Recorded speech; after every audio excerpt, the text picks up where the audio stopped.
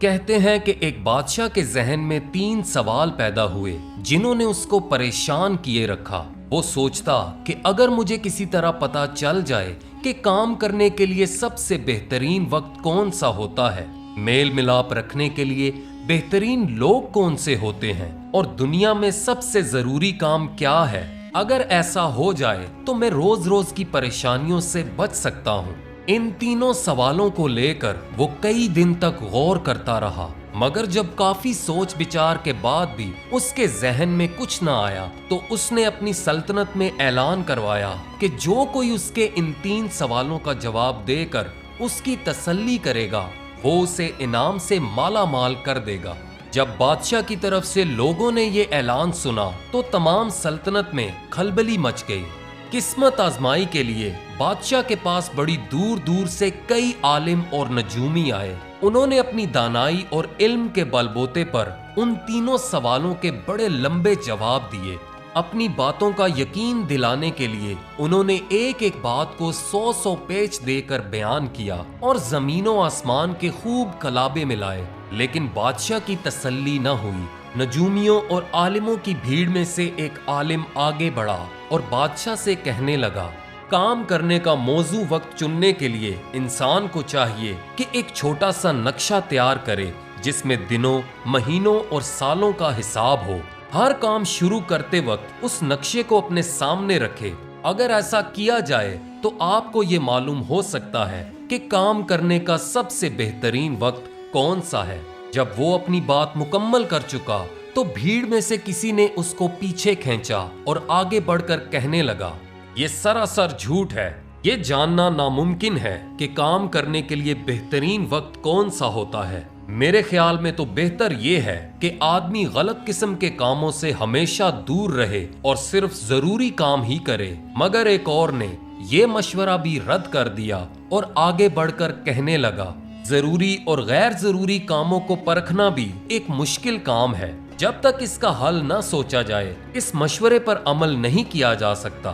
میرے خیال میں تو بادشاہ کو اپنے ساتھ ایک پنچایت رکھنی چاہیے جو ایسے اوقات میں بادشاہ کی مدد کرے، لیکن اس کی اس بات پر بھی خاصے اعتراض ہوئے اور کئی ایک نے کہا کہ اکثر کام ایسے ہوتے ہیں جن کو کرتے وقت سوچنے کا وقت ہی نہیں ملتا، اس لیے داناؤں کی پنچایت کا کوئی فائدہ نہیں۔ اسی طرح عالموں اور نجومیوں نے باقی دونوں سوالوں کے بھی جواب دیے، لیکن ان تمام کا کسی ایک بات پر اتفاق نہ ہو سکا۔ جب بادشاہ نے دیکھا کہ میری مدد کی بجائے یہ تو آپس میں ہی لڑنا شروع ہو گئے تو بادشاہ نے ان کو اپنے دربار سے دھکے دے کر نکلوا دیا۔ اس کے بعد بادشاہ کو ایک وزیر نے مشورہ دیا کہ وہ کسی درویش کے پاس جائے، ہو سکتا ہے کہ وہ آپ کے سوالوں کا جواب دے سکے۔ یہ سن کر بادشاہ نے وزیر سے پوچھا کہ کیا وہ کسی ایسے درویش کو جانتا ہے جو میرے سوالوں کا جواب دے سکے؟ وزیر نے جواب میں کہا، ہاں ایک ایسا درویش ہے جس کی دانائی کے قصے بہت مشہور ہیں، لیکن مشکل یہ ہے کہ وہ ایک جنگل میں رہتا ہے اور کسی سے ملنا پسند نہیں کرتا۔ وزیر کی یہ بات سن کر بادشاہ نے فیصلہ کیا کہ وہ اس درویش سے ملنے خود اس جنگل میں جائے گا اور اپنے سوالوں کا جواب معلوم کرے گا۔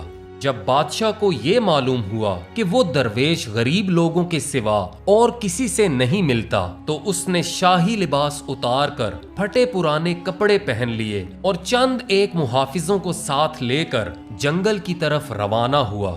جنگل کے قریب پہنچ کر اس نے محافظوں کو خود سے جدا کر دیا اور اکیلا ہی درویش کی جھونپڑی کی طرف چل نکلا۔ جب وہ درویش کی جھونپڑی کے قریب پہنچا تو بادشاہ نے دیکھا کہ وہ اپنی جھونپڑی کے سامنے کھڑا کدھال سے زمین کھود رہا تھا۔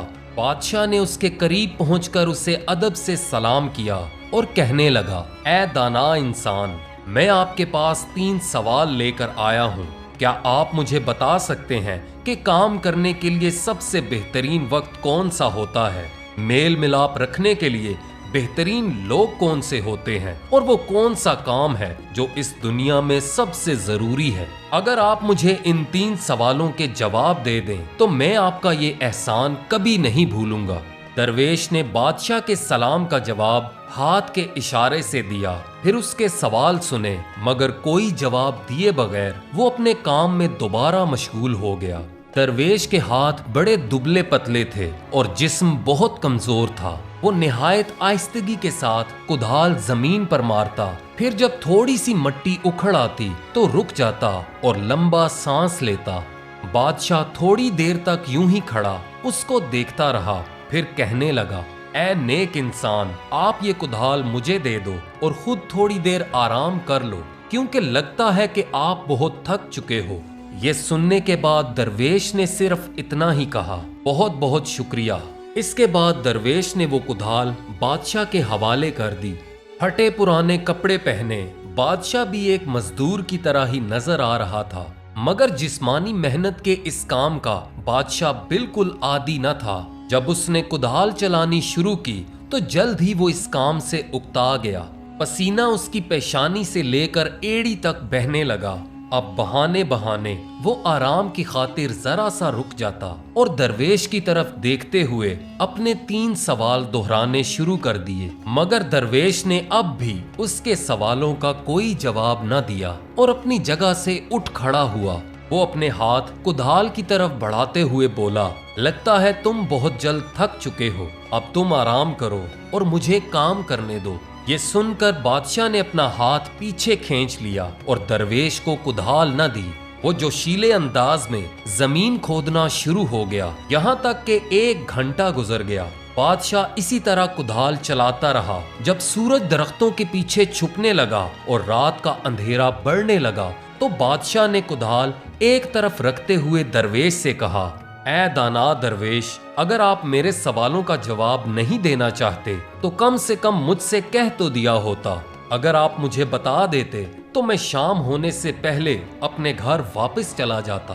جب بادشاہ درویش سے یہ باتیں کر رہا تھا، عین اسی وقت کوئی شخص بھاگتا ہوا جنگل سے نکلا۔ وہ دونوں اسی طرف دیکھنے لگے اور بادشاہ کے سوال بیچ میں ہی رہ گئے۔ جب وہ شخص بھاگتا ہوا بادشاہ اور درویش کے قریب پہنچا تو اس نے دونوں ہاتھوں سے اپنا پیٹ تھام رکھا تھا، جس میں سے خون کی دھاریں بہہ رہی تھیں۔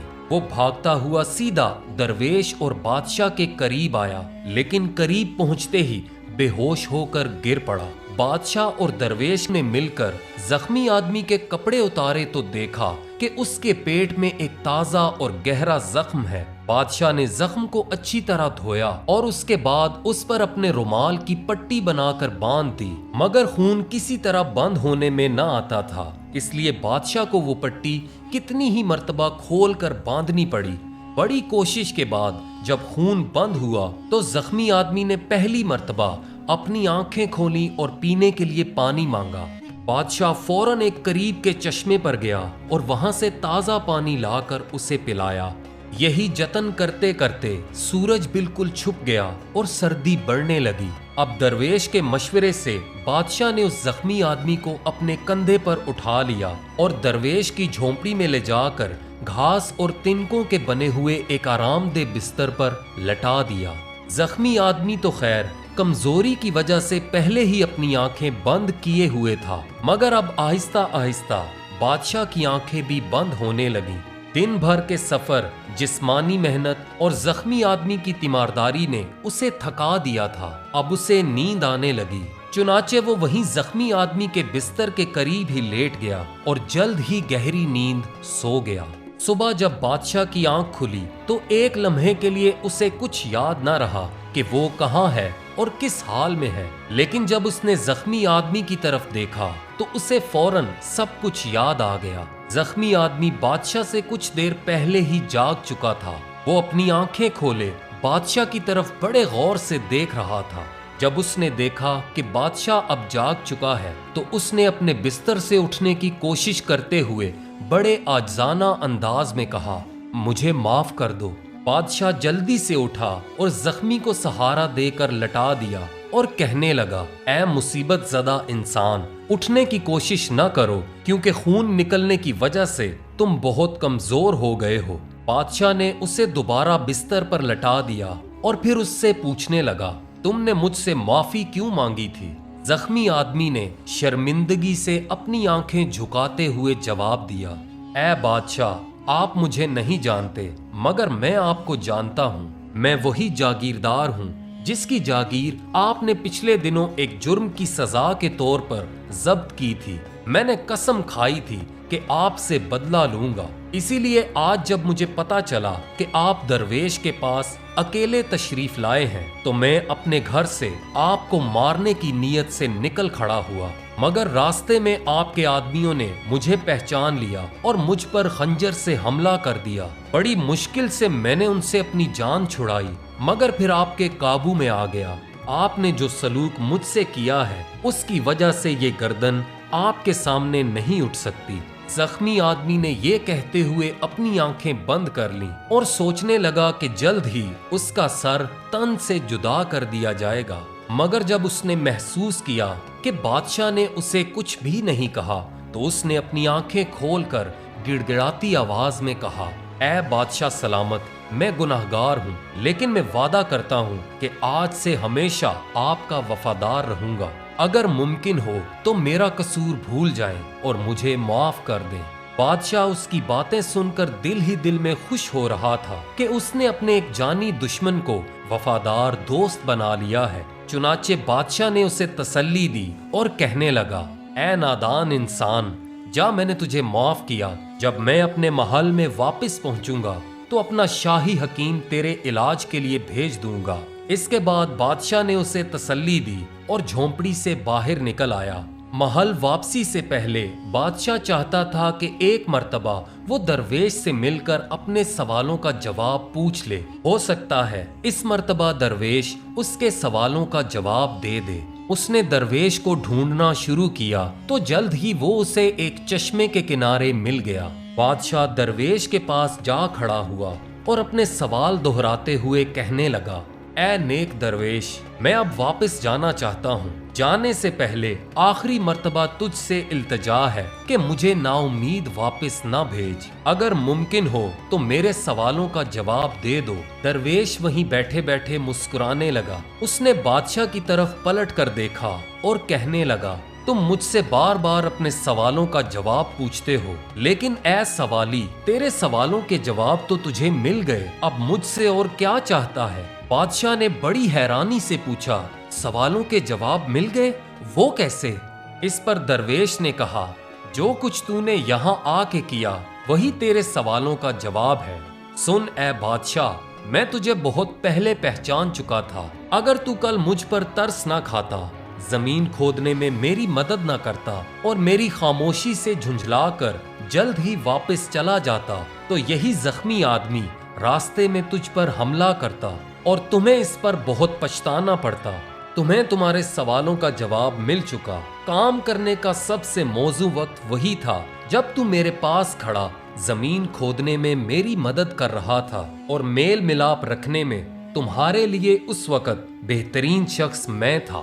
اسی طرح بعد میں جب تیرا دشمن ہمارے پاس پہنچا تو کام کرنے کا سب سے بہترین وقت وہی تھا جب کہ تو اس کی مرہم پٹی کر رہا تھا، کیونکہ اگر تو یہ سب کچھ نہ کرتا تو وہ آدمی مر جاتا اور تو اپنے دشمنوں میں نہ ایک کو گھٹا سکتا اور نہ وفاداروں میں ایک کو بڑھا سکتا تھا۔ اتنا کہنے کے بعد درویش خاموش ہو گیا اور بادشاہ کی طرف مسکرا کر دیکھنے لگا، لیکن جلد ہی اس نے مسکرانا بند کر دیا اور نہایت سنجیدگی کے ساتھ کہنے لگا، اے بادشاہ، ابھی تک تو حیران نگاہوں سے میری طرف دیکھ رہا ہے، جس سے ظاہر ہوتا ہے کہ سوالوں کا جواب اچھی طرح تیری سمجھ میں نہیں آیا۔ اے بادشاہ، میری باتیں غور سے سن۔ تمہارے تینوں سوالوں کا جواب اچھے اور برے وقت میں پوشیدہ ہے۔ وقت ہی تمہیں کامیاب بناتا ہے اور وقت ہی ناکامی کا سبب بنتا ہے۔ جس نے وقت کی قدر کی اور وقت پر درست فیصلہ کیا وہی انسان کامیاب ہے۔ تم کل یہاں چلے آئے، میرے ساتھ وقت گزارا اور واپس نہ لوٹے۔ دیکھ لو، آج تم نے ایک دشمن کو وفادار دوست بنا لیا۔ اے انصاف پسند بادشاہ، آخرت کی تیاری آج سے ہی کر لو۔ یہ دنیا تو فانی ہے اور وقت بہت کم ہے۔ یہ کہنے کے بعد درویش دوبارہ خاموش ہو گیا۔ بادشاہ اب درویش کی باتیں سمجھ چکا تھا۔ اسے اپنے تینوں سوالوں کا جواب بھی مل چکا تھا۔ اس نے درویش کا شکریہ ادا کیا اور محل کی طرف वापस लौट गया।